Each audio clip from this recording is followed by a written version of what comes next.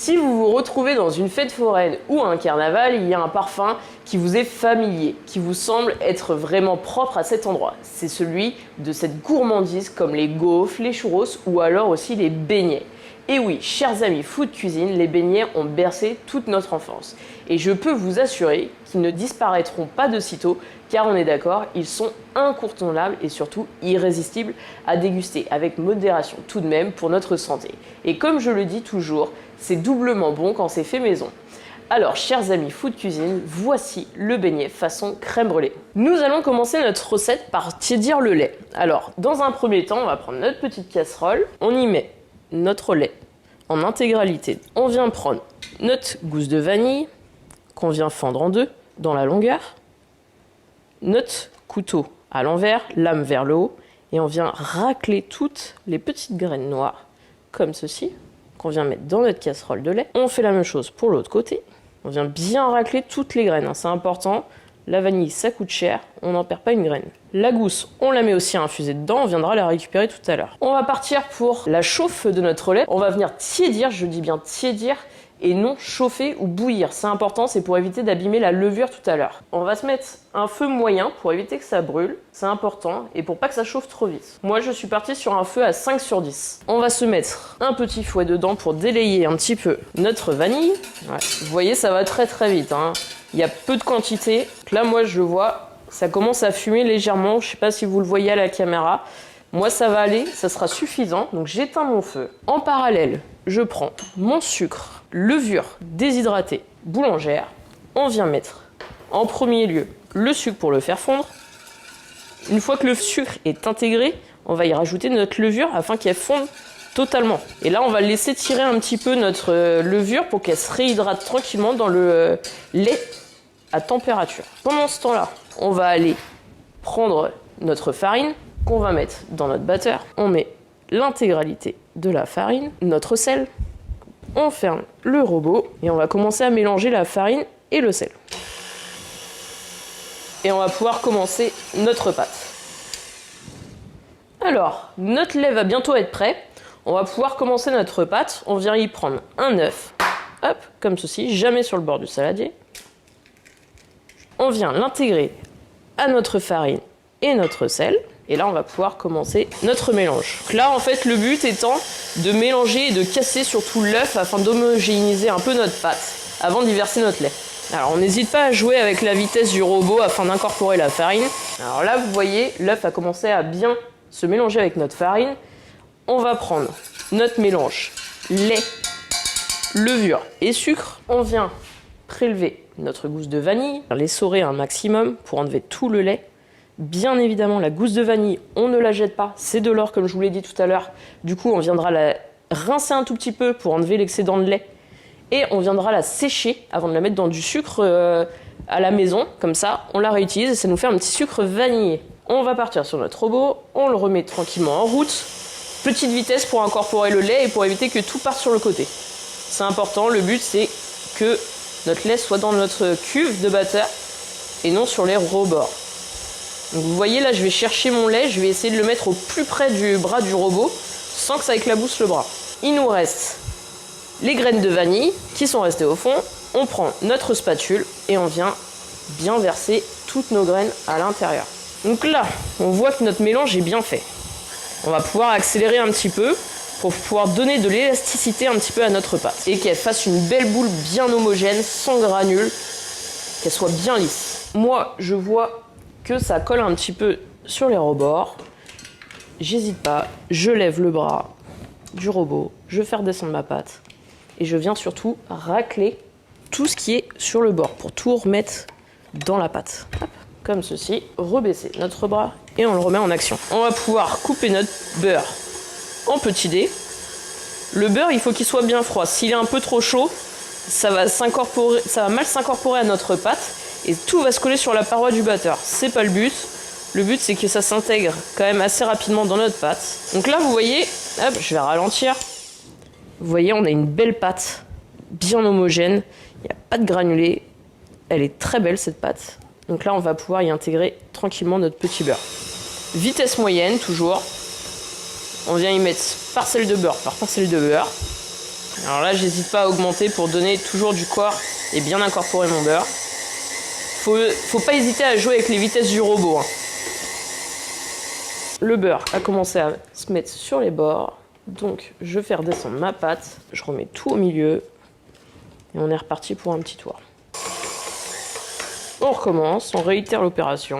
On n'hésite pas. Comme on n'a pas beaucoup de masse, forcément, le robot prend pas forcément toute la pâte. Et on viendra la finir à la main surtout. Vous voyez ma pâte, il y a quasiment plus de beurre. Le beurre, on voit plus de morceaux quasiment. On va finir de l'étaler à la main. Un petit bol de farine. Important, on va venir fleurer le plan de travail. Alors on n'hésite pas, parce que sinon la pâte va coller. On se met là, on refleure la pâte, et là on va venir l'étaler. Le beurre est sur mon plan de travail, mais c'est pas grave. Au fur et à mesure, il va bien finir de s'incorporer à notre pâte. On va lui donner de l'élasticité.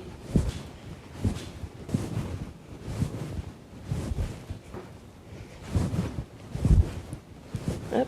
Vous voyez là tout de suite, je viens chercher le restant de beurre qui reste sur mon plan de travail. Et la pâte a changé de texture. Regardez-moi ça. C'est pas beau ça. Regardez.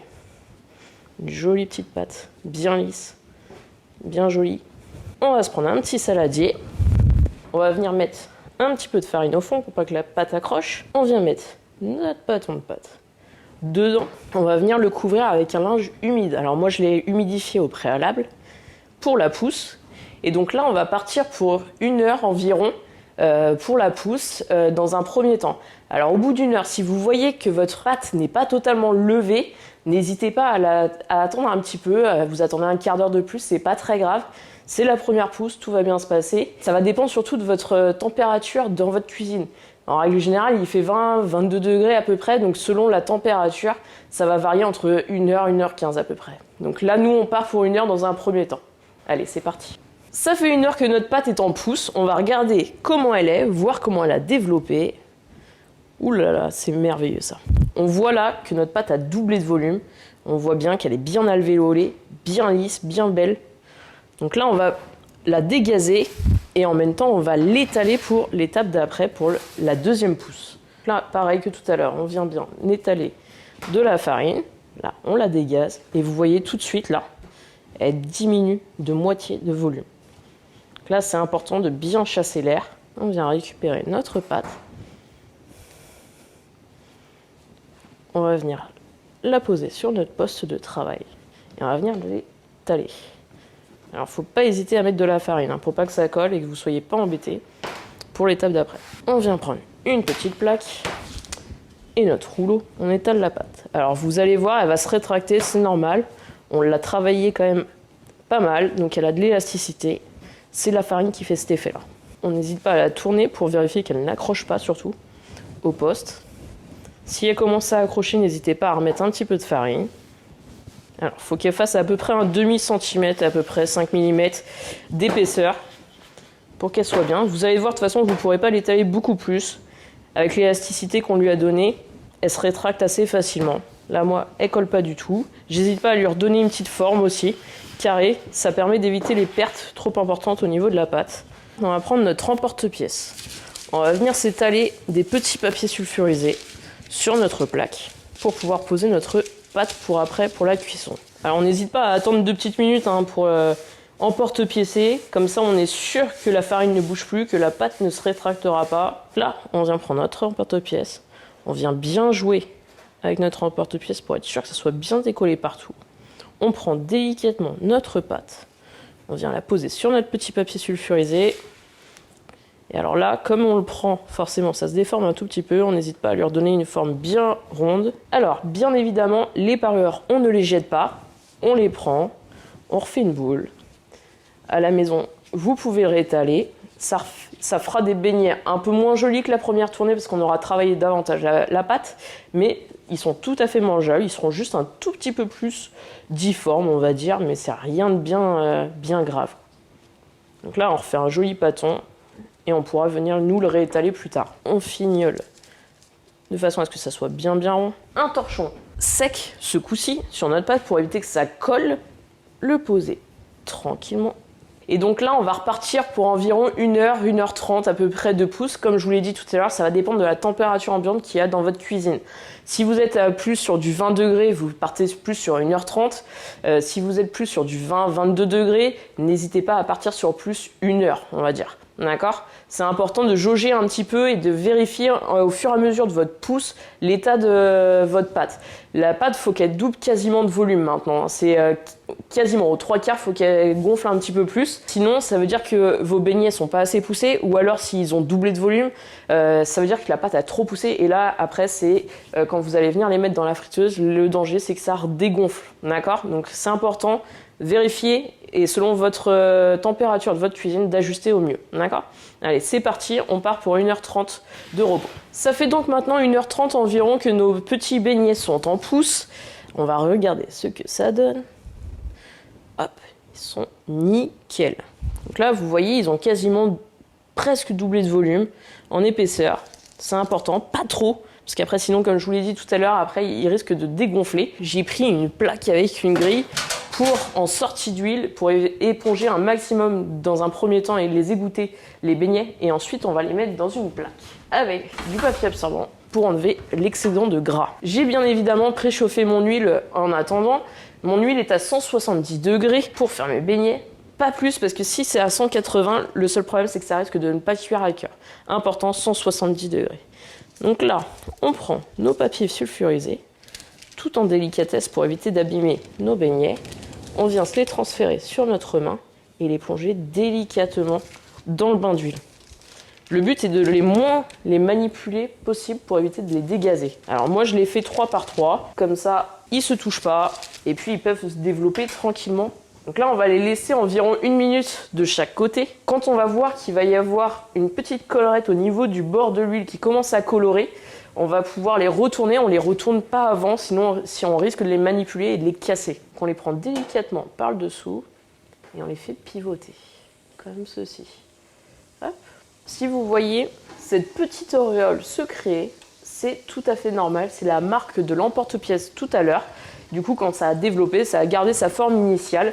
Donc là, vous inquiétez pas, c'est absolument pas grave, parce que cette face-là, ça sera celle qui sera sur le dessous, en règle générale, de notre beignet. Nous, on va garder la face la plus jolie, souvent c'est la deuxième. Si on les retourne trop souvent, ce qui risque de se passer, c'est que la petite auréole blanche sur le côté risque de disparaître. Le but, c'est qu'on la voit, cette petite auréole blanche, c'est la marque un peu typique du beignet. Là, je vois qu'il manque un petit peu de coloration, ce côté-là.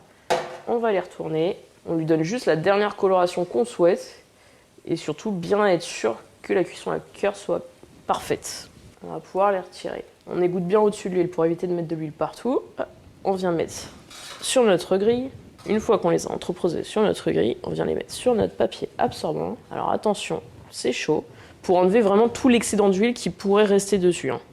C'est important, sinon vous allez avoir les mains toutes grasses. Nos beignets sont cuits, ils sont magnifiques ces petits beignets, ils sont bien beaux, bien dodus.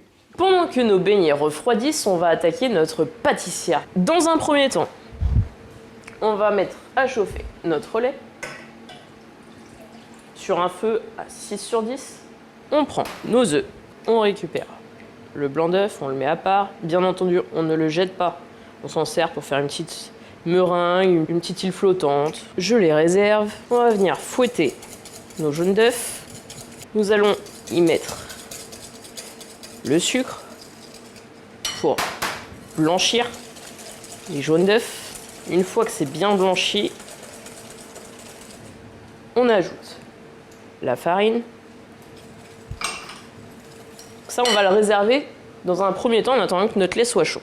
On n'oublie pas de prendre la vanille, de la fendre en deux, d'écraser afin de récupérer toutes les petites graines. On le met dans notre lait pour que ça infuse. Alors là, on voit, le lait va pas tarder à être chaud, à être bouillant. C'est important qu'il soit bouillant pour le verser sur nos jaunes, notre sucre et notre farine pour amorcer vraiment la cuisson. Ça commence à frémir tranquillement. Allez, ça bout, on se le verse sur notre mélange. On garde notre casserole à proximité, on mélange bien. Et là, assez rapidement, on revient le mettre dans notre casserole en récupérant bien tout ce qu'il y a dans notre bol. Et là, on repasse sur notre feu. toujours sur un feu à 6/10, ça sert à rien d'aller trop vite.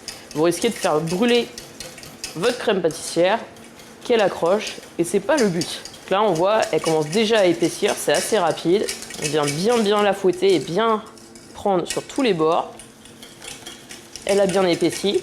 Maintenant, on va cuire la farine. On va attendre une petite minute environ, que la farine soit bien cuite, qu'on n'ait pas ce goût de farine pas cuite en bouche, c'est désagréable. Nickel. On va débarrasser dans une plaque, bien la planir, du papier film. On va venir la filmer au contact, un film qu'on vient tirer par-dessus, et on vient bien presser sur la crème pâtissière. Le but étant de ne pas laisser de bulles d'air, ou le minimum possible pour pas que ça croûte et que ça sèche notre crème pâtissière. Alors vous, bien entendu, à la maison, vous n'avez pas de cellule professionnelle, c'est pas grave. Vous la mettez 2 petites heures à peu près au frigo, ça fera très bien l'affaire. Notre pâtissière est terminée, on va la mettre à refroidir jusqu'à utilisation. Pendant que ma crème pâtissière refroidit, on va préparer nos beignets. Alors, je récupère mes beignets qu'on avait mis tout à l'heure à tempérer. On va venir les prendre et à l'aide d'un petit couteau d'office, on va venir faire une petite incision et on va venir aller chercher le beignet, alors sans trouer les côtés, de façon à nous faciliter l'insertion de notre crème pâtissière tout à l'heure. Vous voyez là, j'ai fait une petite fente et après je suis venu chercher à l'aide de ma lame de couteau délicatement tous les côtés du beignet. Alors vous allez le sentir, hein, ça fait une petite résistance quand vous arrivez près du bord. N'allez pas plus loin, vaut mieux en avoir pas assez et que ça s'étale au fur et à mesure quand on va venir les remplir plutôt que de vouloir aller trop loin et de les éclater quand on va les farcir. Notre crème pâtissière est maintenant froide. On va venir retirer notre papier film. On va venir récupérer la gousse de vanille. On se la réserve de côté. On viendra la rincer et la mettre dans du sucre. Ensuite, on va venir prendre un petit fouet. On va venir refouetter un petit peu notre crème pâtissière de façon à l'homogénéiser. Je viens la débarrasser dans ma poche pour pouvoir farcir mes beignets. On vient glisser notre crème pâtissière sur le bas de la poche, une petite fente. On reprend là où on a fait notre petit trou et là on vient remplir en faisant un petit mouvement de droite à gauche pour bien farcir partout. Alors moi je le sens au poids, il faut vraiment que vous le sentiez au niveau du poids, que ça se remplit. Dans un second temps, on va venir caraméliser nos beignets façon crème brûlée. On va venir prendre nos beignets, du sucre cassonade, du sirop de sucre de canne. Vous venez les tremper de sirop de sucre de canne et assez rapidement, vous allez les tremper dans la cassonade afin de bien recouvrir là où ça a été immergé. La magie va opérer. Donc là, pour qu'on ait une couche assez craquante quand même au niveau de la dent, ce qui va être important, c'est de venir faire fondre notre cassonade dans un premier temps. Et après, on va venir rajouter une petite couche supplémentaire par-dessus pour venir vraiment apporter ce côté craquant sous la dent, pour que la couche soit un peu plus épaisse. Et pendant que c'est chaud, on va venir ressaupoudrer une fine pellicule de cassonade. Et donc là, maintenant, sur la deuxième couche, on va pouvoir caraméliser. Donc on est à une petite coloration sympathique qui nous rappelle ce goût de la crème brûlée. Un petit goût caramel. Donc là, on fait attention à ne pas se brûler avec le caramel. On prend délicatement en dessous et on repose dans notre plaque. Et on réitère l'opération. Ma recette est terminée. Je la trouve vraiment irrésistible. Bien évidemment, des plats comme ça se partage.